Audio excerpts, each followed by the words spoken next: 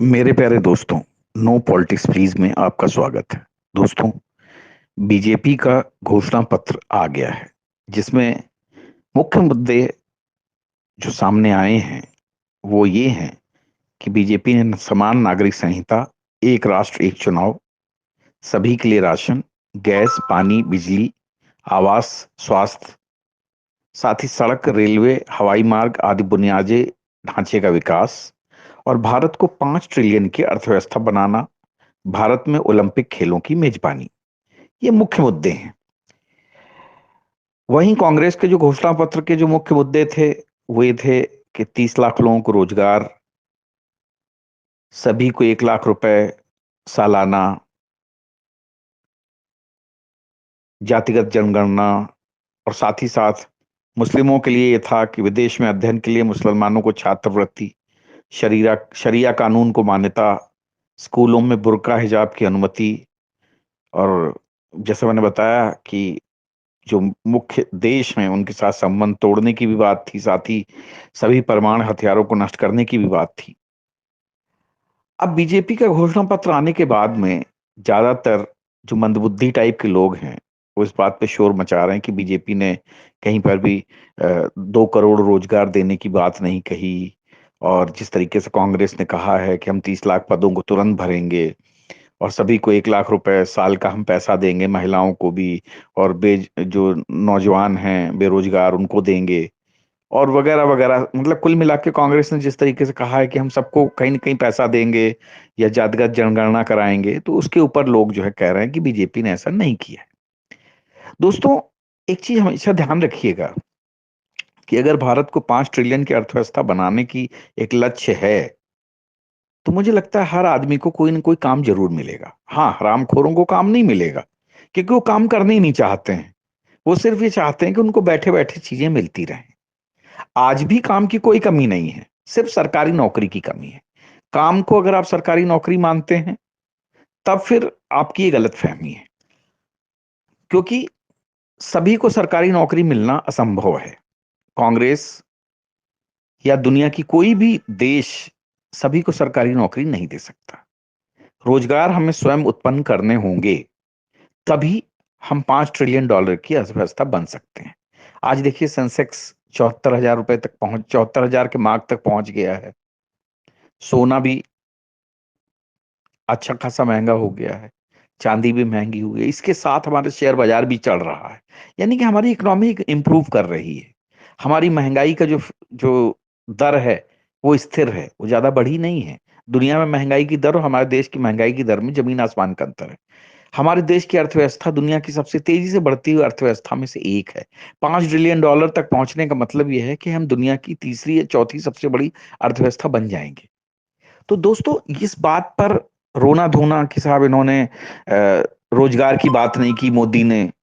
देखिए, रोजगार सभी को मिलेगा, अपने प्रयत्नों से मिलेगा। हाँ, सरकारी नौकरी सिर्फ कुछ लोगों को मिलेगी, और सरकारी नौकरी इसलिए ज्यादा नहीं हो सकती। राहुल गांधी ने कह तो दिया कि हम 30 लाख लोगों को रोजगार देंगे। चलिए, अगर इसको हम डिवाइड भी कर लें 30 लाख लोगों को, और अपने राज्यों में डिवाइड कर दें, तो 1 लाख के करीब लोग जो है कर्नाटक में और तेलंगाना में और क्या कहते हैं अपना हिमाचल में होंगे। 1 लाख हिस्से में आएगा।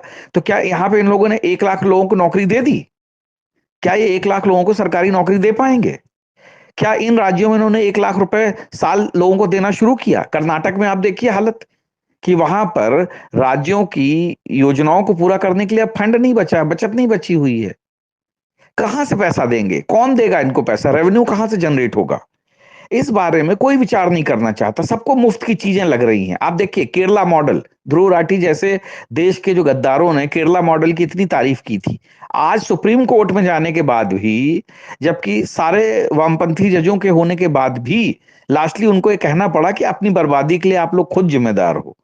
सेंट्रल आपको अगर मदद नहीं कर रही है, तो आपको अपने हिसाब से ही अपनी मदद करनी होगी। यही हाल दिल्ली का होने वाला है। दिल्ली जो जल बोर्ड है वो भयानक कर्जे में डूबा हुआ है। ये जो मुफ्त की योजनाएं हैं, कितने दिन आप चीजों को खिला लेंगे जब तक कि आप जो है अपने रेवेन्यू जनरेशन का हिसाब किताब नहीं रखेंगे? बिजली मुफ्त कर दीजिए, पानी मुफ्त कर दीजिए, बस मुफ्त कर दीजिए, और भी जो चीज आप मुफ्त कर सकते हो कर दीजिए। बट जनरेशन कहां से होगा, रेवेन्यू कहां से आएगा? आप टैक्स ज्यादा बढ़ा नहीं सकते वरना जनता विद्रोह कर देगी। जीएसटी से आपको तकलीफ है कि साहब 28% का स्लैब है, तो आखिर आपको ये कहां से पैसा मिलेगा जो आप, जिससे आप सड़क, पानी, बिजली, हवाई अड्डे बनाएंगे? कैसे आप सरकार चलाएंगे? ट्रेनों के लिए ईंधन कहां से लाएंगे? आप ये कभी सोचा है? तो कांग्रेस की जितनी भी योजनाएं हैं, ये तो वो वाली बात है कि बच्चा रो रहा है तो माँ ने कहा कि चलो तुम्हें हम चांद ला देंगे। अब माँ कभी चांद नहीं ला सकती, लेकिन हाँ उसको पता है कि चलो चुप हो जाएगा थोड़ी देर बाद, फिर देखेंगे किसी और चीज में बहला देंगे। भाई अगर इन्होंने इतनी 5 घोषणा पत्र इन्होंने कर्नाटक चुनाव में किए थे, तेलंगाना में किए थे, हिमाचल में किए थे, जरा पता करिए कि क्या वहां पे पांचों इनकी जो घोषणाएं थी वो पूरी हुई? नहीं हुई।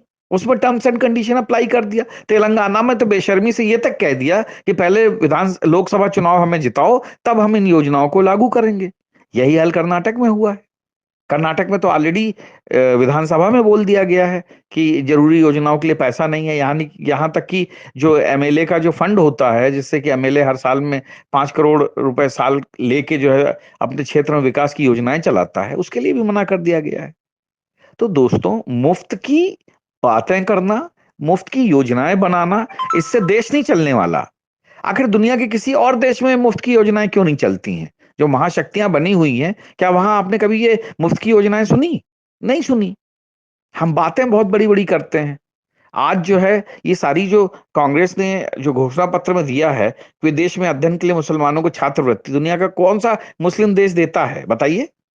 शरिया कानून को जो मान्यता जिन देशों में दी गई है, आखिर मुस्लिम उस देश में क्यों नहीं जाना चाहते हैं? वो सिर्फ डेमोक्रेटिक कंट्री में क्यों जाना चाहते हैं?